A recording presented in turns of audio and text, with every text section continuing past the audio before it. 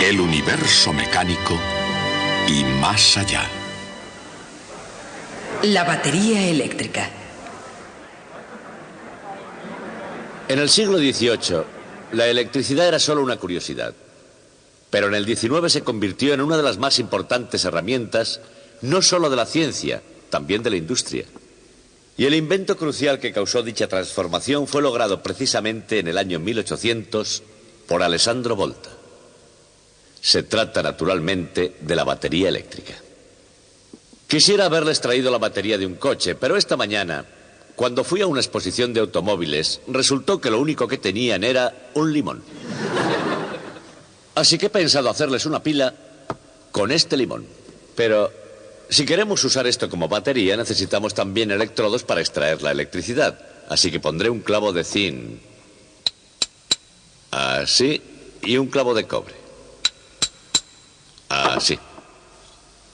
Y para mostrarles que esto es una batería, voy a conectarla a ese galvanómetro o voltímetro digital de ahí. Observen. Cuando lo conecte verán que marcará un poco menos de 1 voltio. A propósito, el voltio se llama así por Alessandro Giuseppe Antonio Anastasio Volta. Como tanto nombre era muy largo a la hora de utilizarlo, se quedaron solo con el final, pero como seguía siendo largo, lo abreviaron a voltio. Y por cierto, el galvanómetro se llama así por Giuseppe Galvani. Y esos dos, Alessandro Volta y Giuseppe Galvani, son los personajes principales de la historia que vamos a contarles hoy. En todo caso, sería estupendo que pudiéramos hacer algo más con nuestra batería de limón que conectarla a un simple voltímetro. Sería estupendo, por ejemplo, poder poner en marcha este motor eléctrico con ella. Puedo intentarlo conectando el motor eléctrico a mi batería de esta forma. Pero si hago eso y luego doy al interruptor, no pasa absolutamente nada.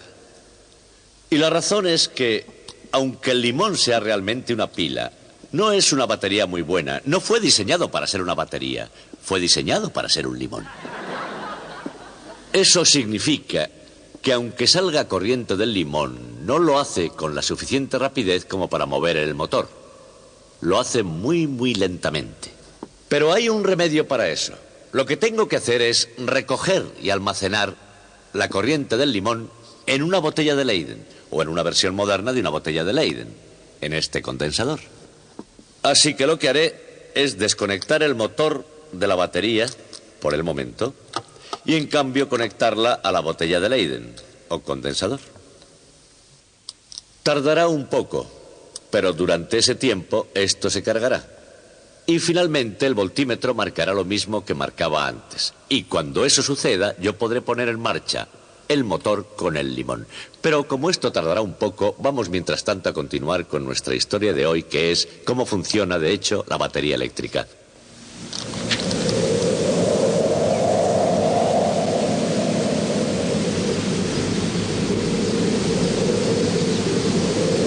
La pila eléctrica. Se conoce aproximadamente desde el siglo XIX. Con varios tipos de envolturas y en una gran variedad de situaciones. Pero ¿cómo funciona de hecho? ¿O cómo no funciona cuando ocurre el caso? De camino hacia la respuesta, y esto es cierto en cualquier tema científico, parte del atractivo consiste en cómo llegar a ella.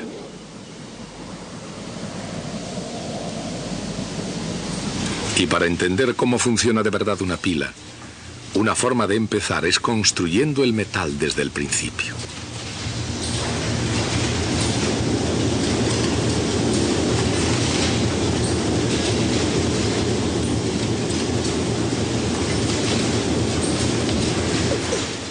Empezaremos con un simple ion positivo. Es un átomo que ha perdido exactamente un electrón. Como tiene una carga positiva, crea energía potencial de atracción, como vemos aquí en el gráfico, para ese electrón que falta.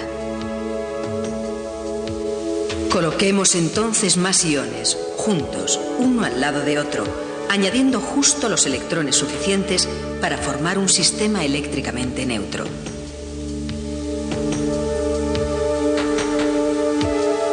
Y los disponemos en una retícula ordenada para crear una pieza de metal. Una imaginaria carga de prueba detectaría que no hay camino en la energía potencial y por tanto no hay fuerza ni en el interior ni en el exterior del metal.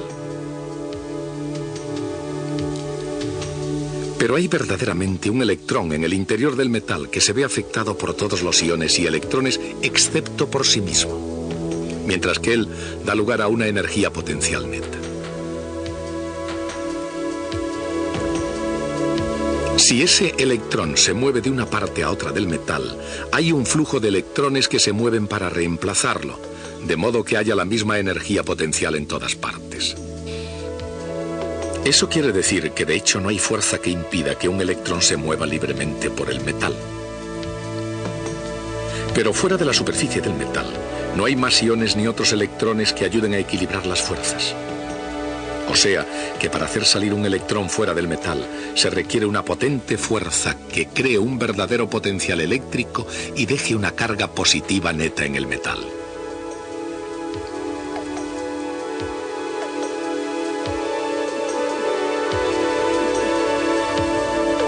De ese modo, la energía potencial global de un electrón real disminuye bruscamente en la superficie del metal, a un valor inferior, que es el mismo en todo el interior.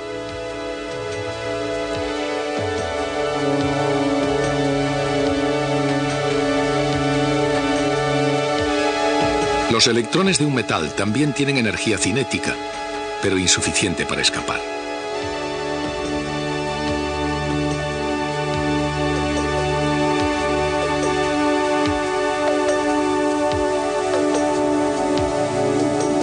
El total de energía extra que necesitaría un electrón para escapar de un metal se conoce con el nombre de trabajo de extracción.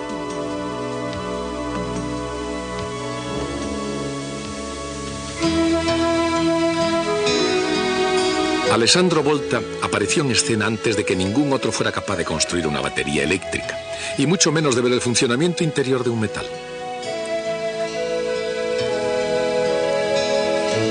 Pero Volta tenía un gran conocimiento de los metales, de sus propiedades y de su funcionamiento. A ese respecto, Alessandro Volta estaba considerablemente adelantado a su tiempo.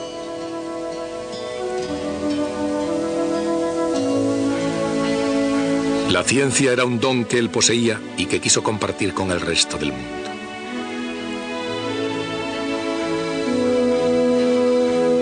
En 1775 escribió a un amigo en Inglaterra, describiéndole un reciente invento que él llamó electróforo perpetuo, es decir, el perpetuo depósito de electricidad. Posteriormente fue conocido como electróforo. El electróforo, una vez cargado, retenía un ilimitado número de cargas inducidas. Era ciertamente un depósito perpetuo de electricidad porque las cargas permanecían sin importar el número de veces que se tocara el dispositivo.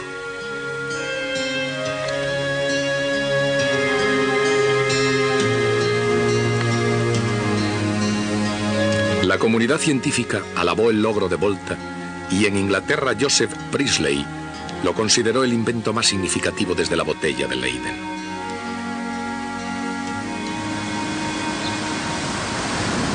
Al mismo tiempo que el invento del electróforo ofreció a la ciencia una oportunidad para avanzar, facilitó a su autor la oportunidad de visitar algunos países que solo conocía por correspondencia.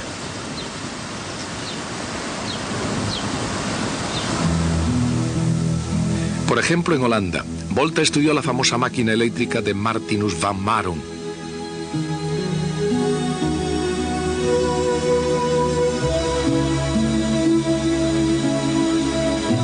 Y en Francia fue aceptado por la avant-garde, el vanguardismo, tanto de la ciencia como del arte.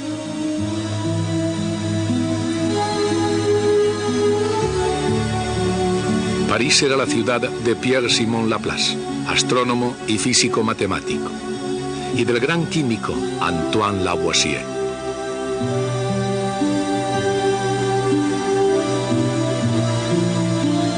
Fue también durante una visita a París cuando el impresor convertido en electricista, Benjamin Franklin, invitó a Volta a cenar.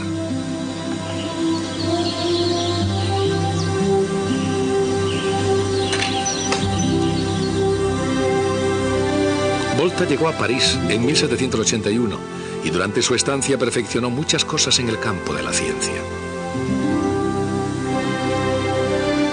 De hecho, en palabras de un admirador parisino, Volta era el Newton de la electricidad. Y era por eso natural que visitara las universidades inglesas antes de volver a Italia.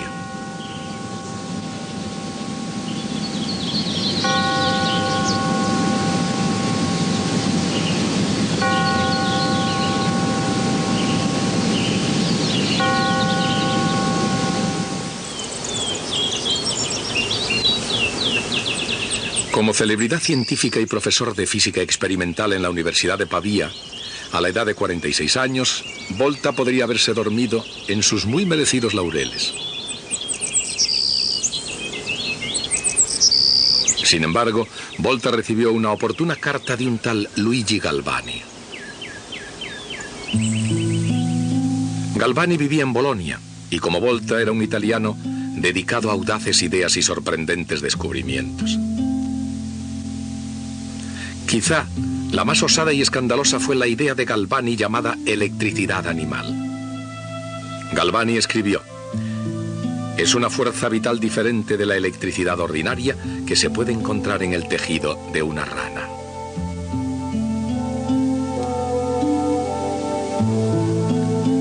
Tanto entonces como ahora, un impulso eléctrico hacía que un anca de rana diese una sacudida.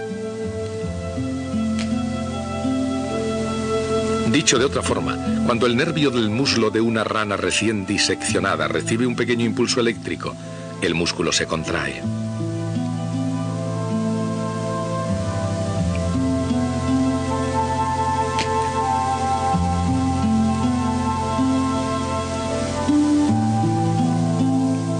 Observando las sacudidas de un anca de rana amputada, Galvani descubrió que esos impulsos nerviosos que excitaban a los músculos a actuar son realmente señales eléctricas. Y esas señales, decía, viajan por todo el cuerpo.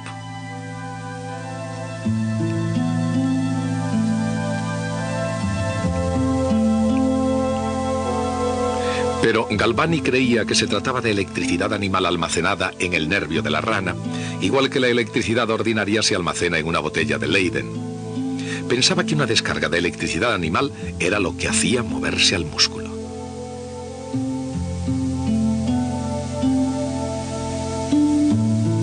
Pero Volta vivió de forma diferente el descubrimiento de Galvani.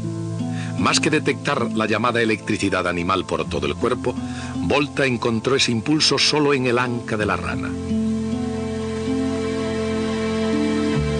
Y entonces pensó que la electricidad animal era electricidad ordinaria, simplemente una sacudida que habían generado dos metales que se ponían en contacto en un circuito de Galvani.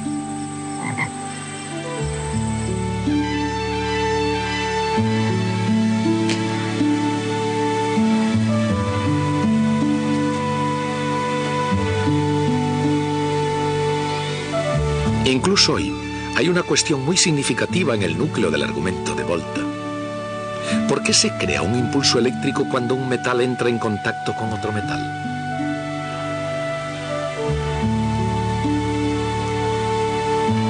Cada metal, el zinc por ejemplo, tiene un potencial de extracción que impide que sus electrones escapen. Pero un metal distinto, el cobre por ejemplo, tiene un potencial de extracción diferente. La diferencia es aproximadamente 1 voltio de potencial eléctrico.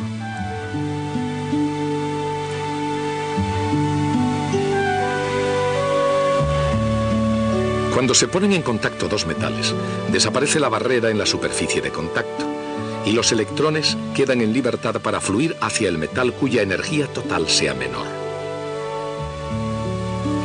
Cuando los electrones fluyen, el metal que abandonan queda con carga positiva y el metal donde se introducen queda cargado negativamente, creándose una diferencia de potencial electrostático que finalmente equilibra la diferencia de energía.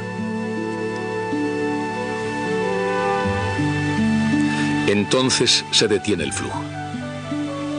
Si separamos ahora esos dos metales, cada uno tendrá una carga eléctrica neta y entre ellos habrá una diferencia de potencial electrostático.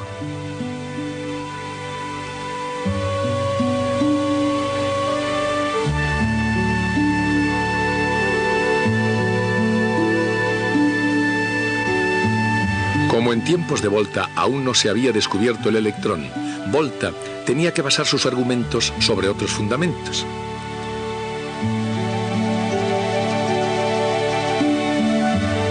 Así que inventó la pila voltaica que recordaba a una anguila eléctrica. Su intención pudo muy bien haber sido la de sorprender a Galvani. En el caso de la anguila, una de las razones por las que produce electricidad es porque hay una determinada cantidad de humedad que fluye entre los discos de sus aletas. Y actúa como un electrolito, es decir, un fluido conteniendo iones positivos y negativos en solución.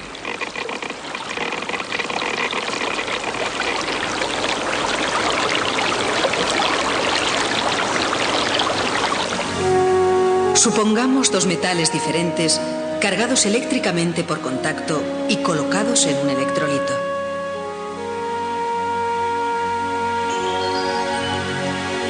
El metal que tiene exceso de electrones atrae los iones positivos de la solución. Cuando los iones positivos tocan la superficie, pueden extraer el exceso de electrones del metal.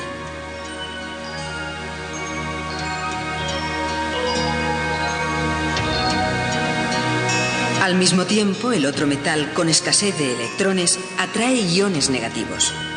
Cuando los iones negativos alcanzan la superficie, los electrones perdidos pueden ser reemplazados. De esa forma, el electrolito tiende a llevar a los metales de nuevo a una condición eléctricamente neutra. Si de nuevo entraran en contacto directo, una nueva corriente de electrones volvería a fluir debido a la diferencia que existe entre sus potenciales de extracción. Pero ahora, debido al electrolito, el flujo no se detiene. Los electrones seguirán fluyendo de un metal a otro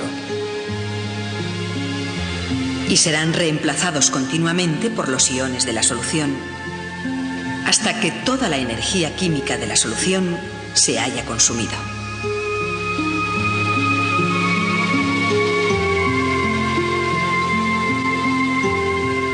Pero hasta que eso sucede, la batería arroja luz sobre la física y la química.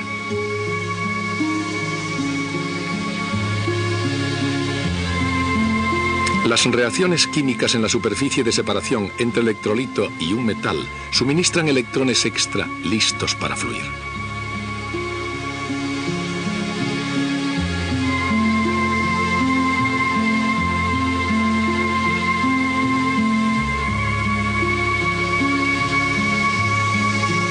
En el punto donde un metal se pone en contacto con otro metal, la diferencia en la energía de los electrones que hay en su interior los pone en circulación.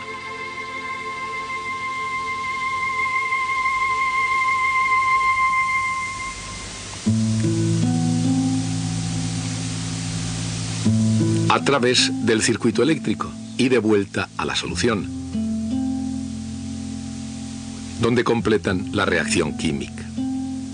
En resumen, la energía química se convierte en energía eléctrica hasta que los elementos químicos se consumen y la batería se agota.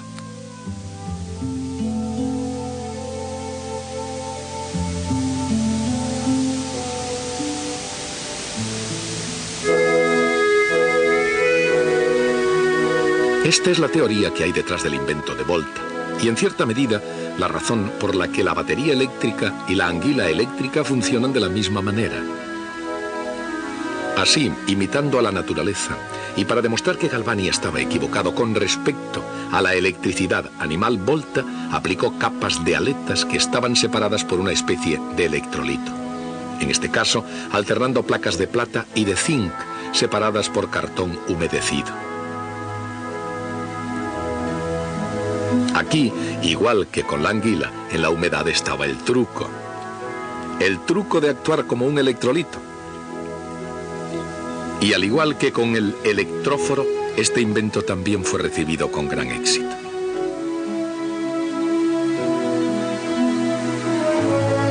Por ejemplo, Napoleón Bonaparte, un emperador siempre interesado por los acontecimientos de actualidad, alabó el invento de Volta como el más importante de todos los tiempos.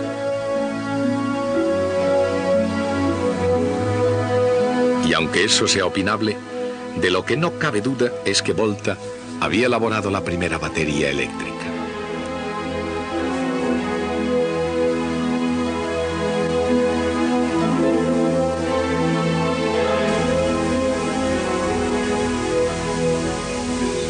Tanto en el pasado como en el presente, la composición de una batería eléctrica son dos piezas de metales diferentes en una solución electrolítica. Sin embargo, para conseguir que una batería sea eficiente en la práctica, hace falta algo más. De hecho, se ha recorrido un largo camino desde aquellos días en que Volta apilaba metales diferentes separados por piezas de tela húmeda, arcilla, madera y piel.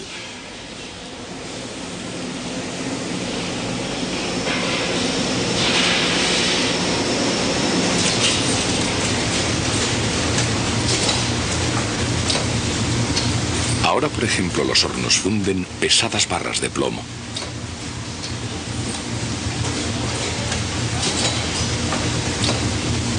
Luego, el plomo se moldea en rejillas o placas que servirán de electrodos.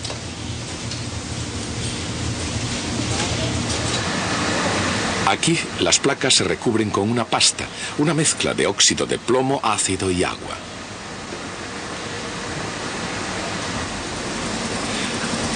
A la pasta que va a las placas negativas se le añade un relleno.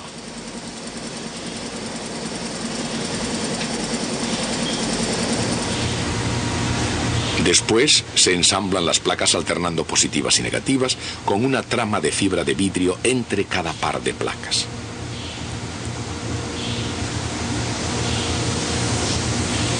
Las placas van soldadas a contactos. Se colocan en el interior de unos recipientes de plástico y se fijan.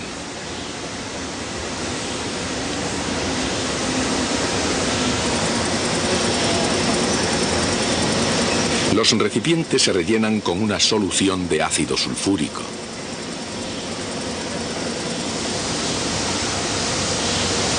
Y finalmente, en el interior del recipiente, las placas de plomo y el electrolito circundante quedan transformados en baterías eléctricas.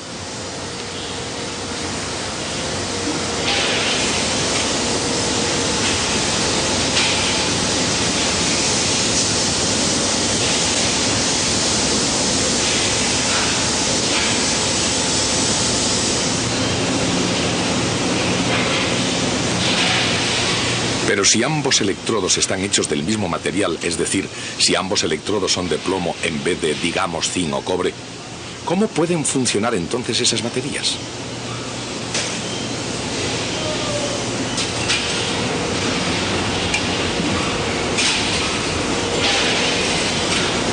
La respuesta nos la facilitó un científico francés llamado Raymond Planté, que descubrió este nuevo modo de hacer una batería.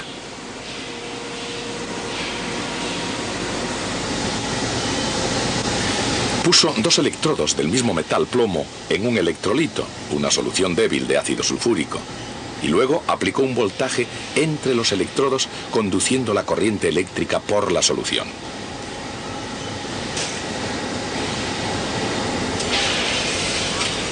Esto tuvo el efecto de oxidar un electrodo, cambiando su potencial de extracción.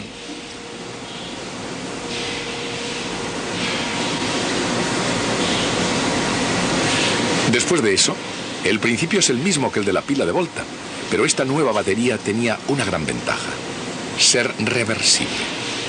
Una vez cargada, ya se podía utilizar. Y después de usada y descargada, se podía cargar de nuevo.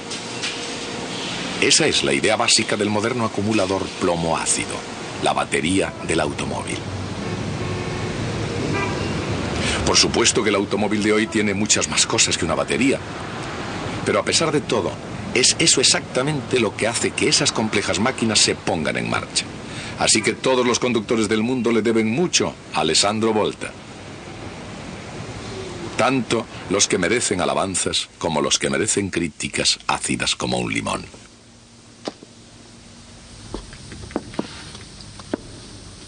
El padre de Alessandro Volta fue uno de 4 hermanos, todos ellos sacerdotes.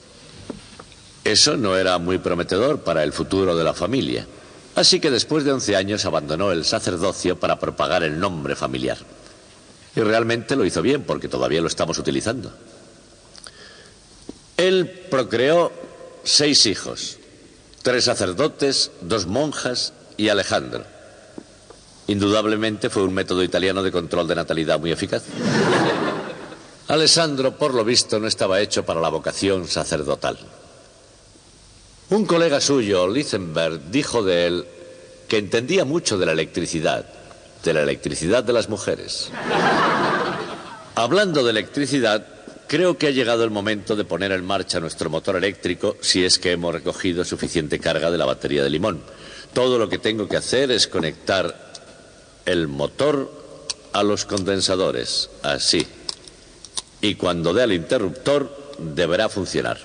¿Preparados? Vamos allá. Ahí lo tienen, lo que puede un limón.